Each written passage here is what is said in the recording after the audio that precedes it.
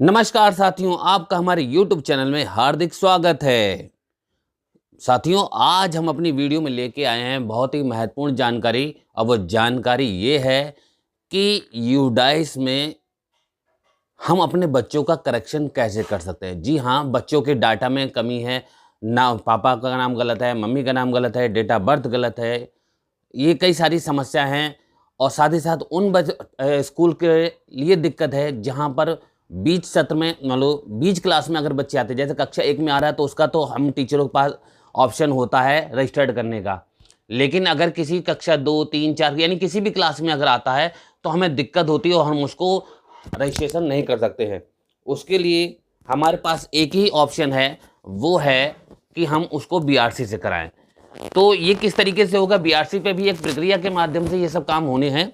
तो ये आज की वीडियो बहुत ही महत्वपूर्ण होने वाली है। आज इसको आप बहुत ध्यान से सुनिएगा, क्योंकि अगर आपने वीडियो देख ली है तो आपके अंदर जो भी समस्याएं हैं, जी हाँ, इस यूडाई से संबंधित वो सारी क्लियर हो जाएंगी। जी हाँ, अपार आईडी बन रही है बच्चों की, तो उसमें भी बहुत ही महत्वपूर्ण है कि बच्चों का डाटा सही होना चाहिए, तभी उनकी अपार आईडी बन सकती है। तो आइए शुरू करते हैं कि आखिर किस तरीके से हम इन सारी समस्याओं को दूर करके अपना काम यूडैस का कंप्लीट कर सकते हैं। यदि आपको वीडियो पसंद हो तो शेयर जरूर कीजिएगा, और यदि हमारे चैनल पर नए हैं तो सब्सक्राइब जरूर कर लीजिएगा। देखिए, जब हम ओपन करते हैं अपना यूडैस लॉगिन करने के बाद, तो हमें इस तरीके का इंटरफेस दिखाई देता है। तो देखिए, यहाँ पर लिखा हुआ है फॉर्म सेंटर। जी हाँ, यहाँ दो तरीके के फॉर्म आपको दिखाई देंगे। जब आप इस पर क्लिक करते हैं तो आपको दो तरीके के फॉर्म दिखाई देते हैं, S02, S03। जो S02 है वो उन बच्चों के लिए है जो किसी कक्षा 1 के अलावा अन्य किसी क्लास में आए, यानी कक्षा 2 से लेके 12 तक के अगर कोई बच्चे आपके स्कूल में आते हैं तो उनको आप अपने यूडाइस में अपने आप नहीं भर सकते हैं। उसके लिए ये फॉर्मेट दे रखा है, अभी वो आपको उस फॉर्मेट में अभी दिखाएंगे। फॉर्मेट दे रखा है, इस फॉर्मेट को भर के आपको बीआरसी पे जमा करना है। और दूसरा फार्म है S03। जी हाँ, ये एक फार्म जो है वो करेक्शन से संबंधित है। यदि बच्चे के नाम में कोई भी करेक्शन है, डेट ऑफ बर्थ में करेक्शन है, आइए उस फार्म को भी आपको दिखाते हैं, तब आपको सही से क्लियर होगा। देखिए, जैसे आपके पास है S02। जी हाँ, S02 जो फार्म है, इस फार्म में हम भरते हैं जो बच्चे कक्षा 2 से 12 के बीच एडमिशन लेते हैं। तो उसमें सिंपल सी बात है, नाम, जेंडर, डीओबी, पिता का नाम और माता का नाम, ये उसमें भरा जाना है। यदि आधार हो तो आप आधार भी उसमें मेंशन कर सकते हैं। साथ ही साथ में एक और कॉलम इसमें बढ़ा दिया गया कि आखिर उस बच्चे का पंजीकरण यूडाइस पर क्यों नहीं आया, कारण दीजिए। तो आप उसमें कारण दे सकते हैं। हो सकता है वो डायरेक्ट बच्चा आपके क्लास में आया हो, या जिस स्कूल में वो पढ़ के आया हो वहाँ उसका यूडाइस नहीं किया गया हो। तो जो भी उसका कारण है वो आप यहाँ पर कारण करके इस जो जितने भी बच्चे हैं उनकी लिस्ट यहाँ पर इसमें भरते चले जाएंगे, और इस को इस प्रधानाचार्य अपने साइन करेंगे, और ये लिस्ट जो है आप जमा कर देंगे बीआरसी पर। जी हाँ, बीआरसी पे जब जमा हो जाएगा तब इस बच्चे का वो रजिस्ट्रेशन कर देंगे। केवल रजिस्ट्रेशन करने के बाद अभी हम बताएंगे रजिस्ट्रेशन आप कक्षा 1 का कैसे करते हैं। जैसा सेम कक्षा 1 में करते हैं, बाकी फिर जीपी, एपी, एपी भरते हैं, बाकी काम आपको अपना करना पड़ेगा। केवल रजिस्ट्रेशन कर देंगे बीआरसी के स्तर से। देखिए, और दूसरा जो फार्म हमने बताया जी S03, ये है करेक्शन से संबंधित। जी हाँ, अब देखिए इसमें क्या क्या करेक्शन है। Name of, date of birth है, बच्चे का नाम, बोलो बच्चे का नाम तो आप भी चेंज कर सकते हैं। अगर तब भी आपसे चेंज नहीं हो रहा तो आप इसमें भी दे सकते हैं। डेट ऑफ बर्थ है, पिता का नाम है, माता का नाम है, कोई भी अगर आपकी कोई बच्चे से संबंधित कोई भी चेंज करेक्शन करना चाह रहे हैं कि हो सकता है आधार चेंज करा लिया हो, आधार में कुछ चेंज करा लिया हो कि पहले आधार में कुछ और था, अब आधार कुछ और हो गया, तो आधार में अगर कोई करेक्शन उसने कराया है और आपको यूडाइस में करेक्शन कराना है तो आप ये फॉर्मेट जरूर भर के अपना बीआरसी पे जमा कर दें। देखिए, अब देखिए हम आ जाते हैं अपने डैशबोर्ड पर। ये डैशबोर्ड अगर आपका मान लो आपके यहाँ कक्षा 1 है, फर्स्ट क्लास है, तो आप देखिए यहाँ पर ऐड स्टूडेंट का ऑप्शन आपको दिखाई देगा। तो आपको यहाँ पर ऐड स्टूडेंट पर क्लिक करना है, और जैसे ही आप ऐड स्टूडेंट पर क्लिक करेंगे आपके सामने ये इंटरफेस आ जाएगा। आप पहले यही चेक कर लीजिए कि कहीं ऐसा तो नहीं वो पेरेंट्स अपने बच्चे का एडमिशन कहीं और करा के आया हो। तो यहाँ पर देखिए एक बॉक्स बना हुआ है, चेक आधार नंबर अवेलेबिलिटी। जी हाँ, आप इस पर उसका आधार नंबर चेक करेंगे, डालेंगे तो ये खुद बता देगा कि कहीं और अगर बच्चा उसका आधार लगा हुआ है तो वो तुरंत बता देगा, तो आप उसका रजिस्ट्रेशन नहीं करेंगे। अगर नहीं कहीं एनरोल्ड है तो आप यहाँ पर ये उसकी जनरल प्रोफाइल भर सकते हैं। जैसा हम बता रहे थे, जो बीआरसी में बच्चों का रजिस्ट्रेशन करते हैं वो केवल इतना करते हैं, ये जो आप स्क्रीन पर देख रहे हैं।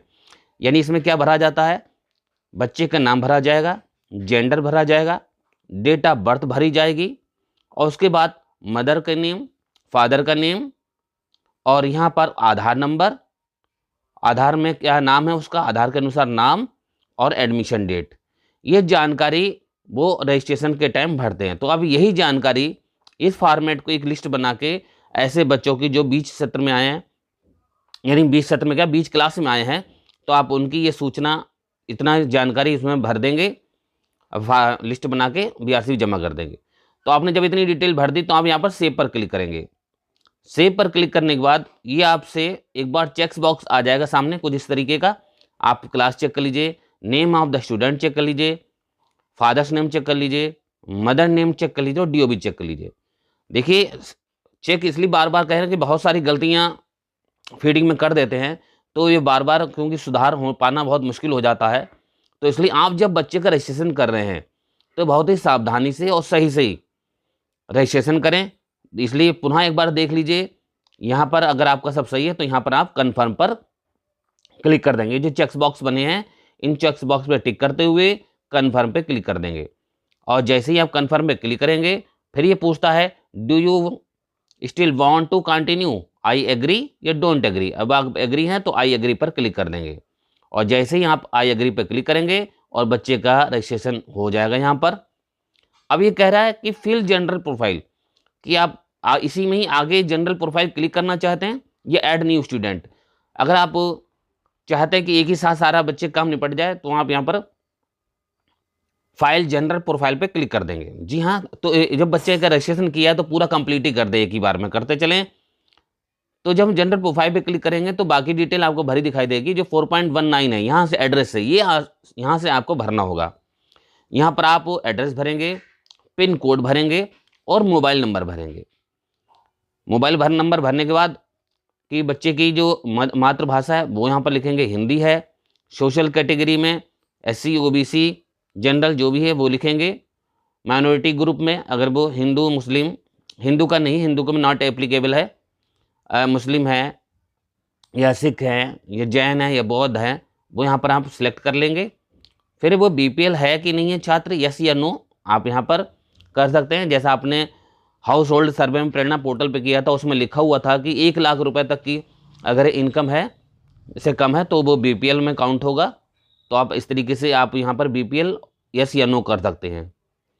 उसके बाद नेशनल एंड वो भारतीय नागरिक है तो यस करेंगे। आउट ऑफ स्कूल बच्चा तो नहीं आया तो यहाँ नो कर देगा, अगर नहीं आया। ब्लड ग्रुप अगर बच्चे का मालूम है तो आप ब्लड ग्रुप पर टिक कर देंगे, अन्यथा आप यहाँ पर इन्वेस्टिगेशन वाला जो ऑप्शन है उसको सिलेक्ट करके यहाँ सेव कर देंगे। जब आप यहाँ पर सेव करते हैं तो देखिए यहाँ पर लिख के आ जाता है जनरल डाटा अपडेटेड सक्सेसफुली। जब ये लिख के आ गया फिर हम नेक्स्ट पे क्लिक करते हैं। नेक्स्ट पे हमारा ये ओपन हो जाता है। तो इसमें हम क्या भरते हैं, एडमिशन नंबर, जी हाँ जो भी SR नंबर है वो लिखेंगे, क्लास लिखेंगे, मीडियम उसका क्या है, हिंदी इंग्लिश है, वो भाषा मात्र किस लिए भाषा है वो लैंग्वेज पढ़ रहा है, हिंदी इंग्लिश, या और बच्चे हैं तो हिंदी इंग्लिश संस्कृत सिलेक्ट कर सकते हैं। और यहाँ पर सिलेक्ट करना होगा, यहाँ पर आपको ये देखिए लिखा हुआ भी है status of the student in previous academic year of school. जी हाँ, तो अब यहाँ पर देख सकते हैं अगर बच्चा पिछले क्लास में कहीं स्कूल पढ़ के आया तो वो क्लास मेंशन करेंगे, तो यहाँ पर सब डिटेल उसके मार्क्स उस भरने पड़ेंगे।